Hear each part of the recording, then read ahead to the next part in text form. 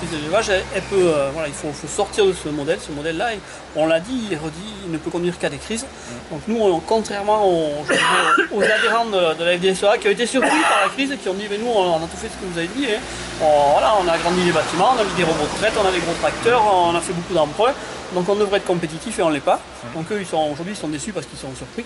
Nous, nos adhérents aujourd'hui, ils ne sont pas surpris. Nos adhérents aujourd'hui résistent mieux à la crise. Pourquoi? Parce qu'ils se sont investis dans des filières qualité qui sont plus rémunératrices.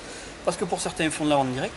Parce que pour d'autres, ils ont compris qu'au lieu d'avoir un maximum de production, il fallait avoir une maîtrise des charges. Donc ils ont des vaches qui font moins de lait, ils ont peut-être moins de vaches à l'hectare. Mais finalement, ils ont des systèmes qui sont plus résistants. Ils n'ont pas de charge, donc ça passe mieux. Donc voilà, concrètement, les cas de figure ne sont pas du tout les mêmes. Après, ça n'empêche pas qu'on reste solidaire des paysans qui ne sont pas à la conf, on est aussi solidaire de quelques-uns qui viennent, pour des raisons diverses, de changer le tracteur, de rénover un bâtiment parce qu'il y en avait besoin, ou qui viennent de s'installer, qui ont aussi des emprunts sur le dos et qui eux ont du mal à passer avec les prix actuels. Donc, voilà. On est conscient qu'il y a une crise, il faut les aider, mais pour ça il faut changer le système. La crise elle est chez tout le monde, mais après il y a des structures qui sont plus adaptées justement parce qu'elles n'ont pas fait la course au volume, donc malgré tout elles la passeront un petit peu mieux.